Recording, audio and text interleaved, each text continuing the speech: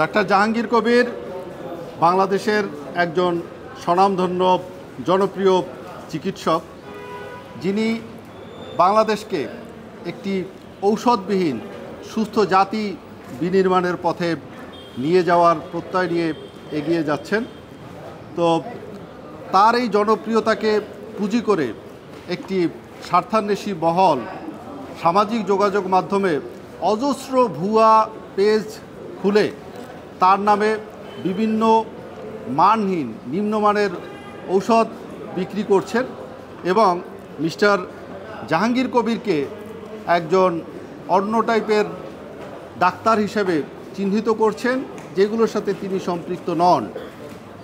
Mister কবিরের নামে হাজার হাজার ভুয়া ফেসবুক পেজ চালু রয়েছে, যেই বিষয়গুলো উল্লেখ করে বিগত 26/4/2025 তারিখে বাড্ডা থানায় দুটো আলাদা আলাদাভাবে জিডি করা হয়েছে।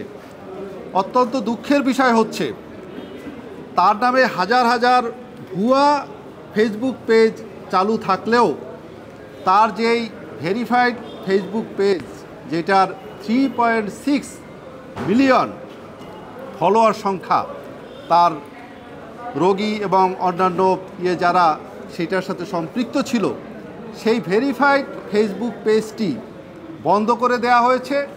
অথচ তার নামে ভুয়া যেই পেজগুলো করা হয়েছে সেই পেজগুলো চালু আছে এবং সেখান থেকে অত্যন্ত নিম্নমানের ঔষধ বিক্রি করে জাতির স্বাস্থ্যের সর্বনাশ করা হচ্ছে এবং জাতির সাথে প্রতারণা করা হচ্ছে। এই বিষয়গুলো নিয়ে 26/4-এ জিডি করার পরেও কোনো পদক্ষেপ নেওয়া হয় নাই।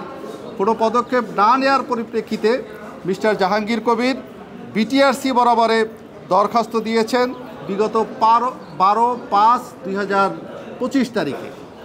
বিটিআরসিকে এবং ফেসবুক অথরিটিকে দরখাস্ত দেওয়ার পরেও তারা এ ব্যাপারে কোনো পদক্ষেপ নেয় নাই। এখানে উল্লেখ্য যে আমরা যে জিডি করেছি এবং করেছি, সেখানে 100-র উপরে ভুয়া যে ফেসবুক পেজগুলো চালু আছে তার ব্যাপারে সেগুলো লিঙ্ক সহ উল্লেখ করে দেওয়া হয়েছে, কিন্তু তারপরে সেগুলো বন্ধ করা হয় নাই।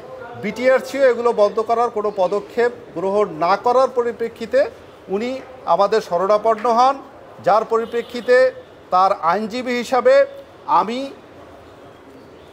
এই সংশ্লিষ্ট দপ্তরসমূহকে তথা বিটিআরসি, তথ্য মন্ত্রণালয়, ফেসবুক অথরিটি এবং এই ফেসবুকের যিনি কান্ট্রি ডিরেক্টর রয়েছেন তাদের সবাইকে আমরা লিগ্যাল নোটিশ প্রেরণ করেছি।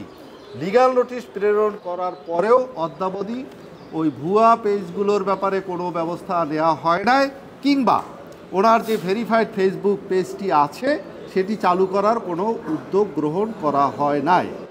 এগুলো উদ্যোগ গ্রহণ না করার পরিপ্রেক্ষিতে মিস্টার জাহাঙ্গীর কবির বাধ্য হয়েছেন মহামান্য আদালতের শরণাপন্ন হতে।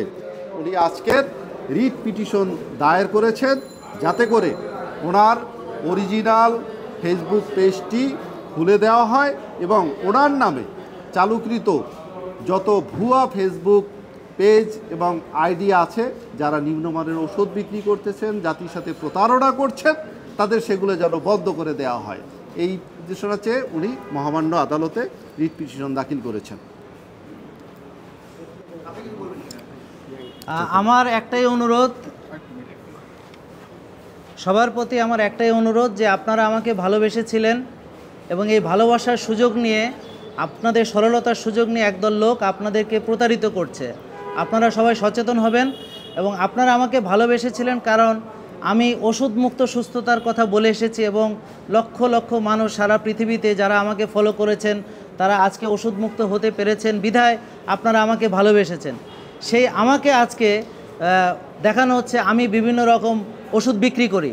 এখন এই যে প্রচারটা হচ্ছে, এই প্রচারগুলো হচ্ছে ভুয়া পেজ থেকে এবং অনেকেই ভাবতেছে আমি সরাসরি হয়তো এর সঙ্গে জড়িত, অথচ আজকে আমাদের রিয়েল পেজটা না থাকার কারণে আমরা এটার সঠিক জবাবও দিতে পারছি না। আমি এই কারণে আইনের আশ্রয় নিচ্ছি এবং সকল যারা মিডিয়াতে আপনারা আছেন সবার প্রতি অনুরোধ যে আপনারা এটা সাধারণ মানুষের কাছে পৌঁছে দিবেন এবং সাধারণ মানুষের প্রতি আমাদের একটাই দাবি যে আপনারা আমাকে ভালোবেসেছেন ওষুধ মুক্ত হওয়ার জন্যে, কোনো রকম শর্টকাটের ভিতরে আপনারা যাবেন না। কোনো ওষুধ যদি পৃথিবীতে থাকতো যেটা দিয়ে ওজন কমানো যায়, যেটা দিয়ে ডায়াবেটিস ভালো হয়ে যাওয়া যায়, তাহলে পৃথিবীতে আজকে বেশি ওজনের কোনো লোকই থাকতো না, আর ডায়াবেটিস রোগটাই বিলীন হয়ে যাইতো। আসলে দেয়ার ইজ নো শর্টকাট।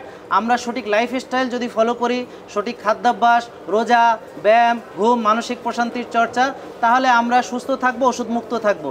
তো আপনারা এই প্রতারণা থেকে সাবধান থাকবেন। আর অলরেডি একজনকে গ্রেফতার করা হয়েছে, এই যে ভুয়া মাকা, তার কাছ থেকে উদ্ধার করা হয়েছে। প্রথম আলোতে আপনারা নিউজ দেখেছেন এবং আরও অনেক চ্যানেলে এসেছে। এবং আমরা আশা করব আইন শৃঙ্খলা যারা রক্ষা করার দায়িত্বে নিয়োজিত আছেন তারা এই অভিযান অব্যাহত রাখবেন এবং এদেরকে গ্রেফতার করে আইনের আওতায় নিয়ে আসা হবে। এবং এই যে ভুয়া পেজগুলোকে অতি দ্রুত বন্ধ করে দিয়ে আমার যে আসল পেজটা আমাকে ফিরিয়ে দেওয়া হবে। সবাইকে ধন্যবাদ।